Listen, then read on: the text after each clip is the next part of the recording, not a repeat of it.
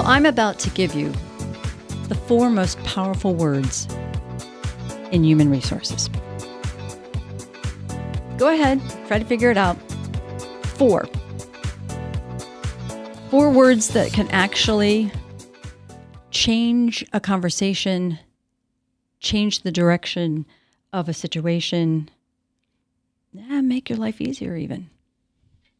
You're listening to the Human Resource. You know, I try really, really hard to pick topics that no one's talking about. I try really hard to listen to the people who call me and the notes that come in. And I try really hard to pick those comments and questions that I think, well, if I don't do this, if I don't approach this, no one else is going to. And I think we're doing a pretty good job, actually. So the 4 most important words in human resources. How can I help? How can we help? Okay, so for those of you who've been around for a while, that's the interactive process. And if you've watched any of my shows having to do with the Americans with Disabilities Act or the Family Medical Leave Act, we talk about the interactive process and just how important engaging with an employee and showing interest and sharing information of their rights and the programs that are in place for them, how important that is. How can I help? But what I wanted to talk about today is, why are we not using those 4 words more often? I just gave a class on FMLA and ADA, and we got to talking about the power of those 4 words.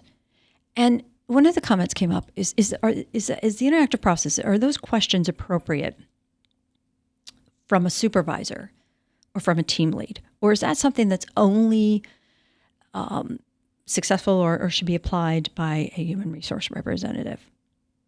And my answer is, it depends. It depends on the training. It depends on the intent. What is that individual trying to pull? What is that person trying to accomplish with those 4 words? So let's talk about the appropriate times that we should be coming to an employee and saying, hey, how can I help? You know, if you were listening to the show with, we were talking about HR on Purpose with Steve Brown, and he emphasized over and over again the importance of engaging with employees and just having those candid conversations. But when we're using these 4 words, we're not only getting candid with them, but we're showing a vulnerability. Look, I want to sit down and get down to the bottom or get to the core of what we need to do here. So the first reason I would highly recommend it, beyond ADA and beyond FMLA, is, what about someone who's going into the corrective action process?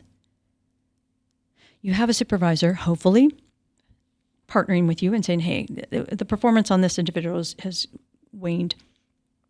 It's going sideways. I'm going to have to put them on corrective action. When was the last time you actually got involved in that process and actually sat down with an employee or picked up the phone? If they're remote, go virtual or get on the phone and just say, hey, I hear we've got some issues in regards to performance. I hear that you've had a conversation with your supervisor. What can I do to help? How can the company help you?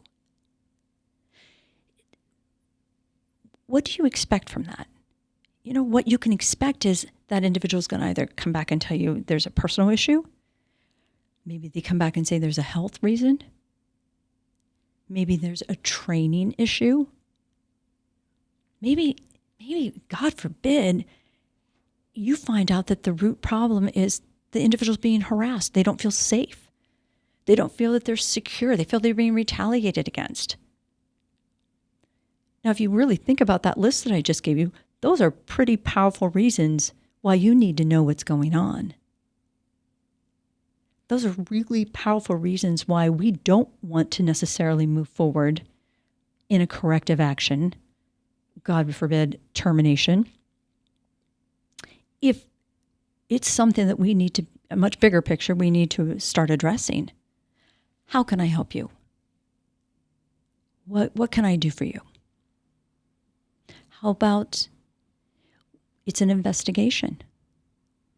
So many times when someone comes with a complaint and they say, this is happening and this is how I feel. So many employers want to get on the defensive. So many employers want to say, I know that employee, they'd never do that. Or that person shouldn't have been walking in that area of the warehouse anyways, or whatever it might be. What kind of a result or how productive is that kind of an attitude or approach? But what kind of results can you get if you look at them and say, well, wait a minute, how can I help you? Why did you feel compelled to go walk over in that area? Or how can I help you achieve what you're trying to achieve? If this is an investigation for harassment, if this is an investigation for retaliation, how would you like to proceed? Help give me as much information as possible. Open yourself up for honesty. Be willing to listen. Show the employee that, yes, we are here. We want to know. We want to do better. What if it is a health issue? I had a client who just kept having individuals go on leave of absence. And I thought it was rather strange that the number was getting a little unusually big. And when I looked into it, we seriously had some health issues, but they were too afraid to tell the production manager because they were afraid the individual would get upset if he found out that they had cancer or that they were pregnant or that they needed to go have back surgery. So even the fear of retaliation, even the fear of harassment is dangerous. But if that an HR person had gone forward and said, oh, someone's going on leave of absence, great, let me give them a call. Let me see how we can help them. Let me explain to them how we can help them with the ADA or FMLA or whatever's appropriate. Whatever's appropriate. It's amazing when we treat people at their level and give them the power to just tell us what's going on, what we can pull from that, what we can do with that. How can I help may mean that you've got someone who needs additional training. Maybe they're floundering in their role because we didn't train them correctly. How many of you are doing onboarding? Thorough onboarding. How many of you are putting them with a shadow or a mentor on the floor so they've got someone to bond with, someone to talk to, and someone to be an example for them?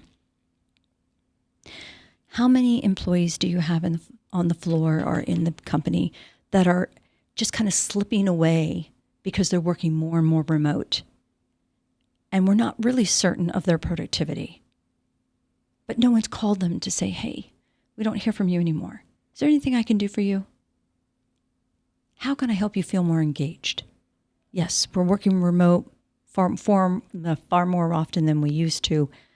But how can I help you feel more like a part of the company? And I hate to push this one at you, but if you don't do that, what are the consequences? Because every decision has a consequence. You're going to lose the employee. You're going to have a claim filed against you that you weren't even at all aware of.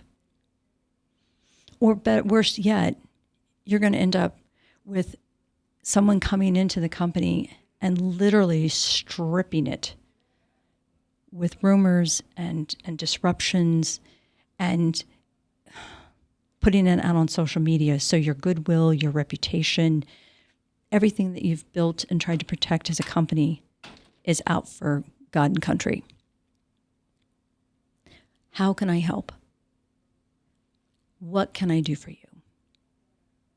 These are not difficult words. And basically, what am I asking you to do? I'm asking you to engage and listen.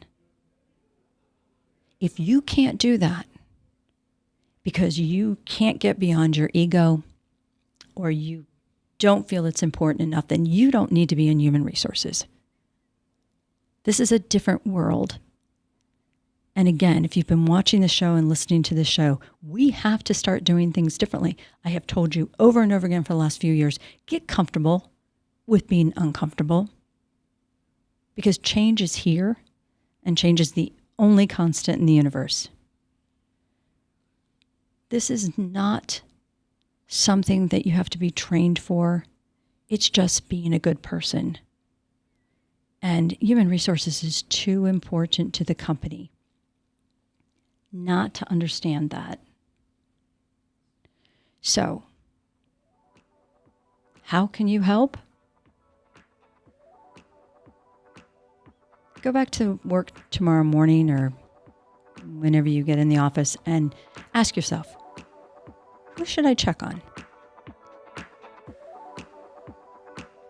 How can I help them? How can the company help them? And then think about this podcast, because that's what we're here for. So I ask you, as a listener or a viewer, how can I help you? We're getting great feedback. I love the comments you're giving us. Thank you for the phone calls and the emails. Remember, we're here for you. Started like this 5 years ago. We'll continue. My name is Pandy, and you've been listening to The Human Resource.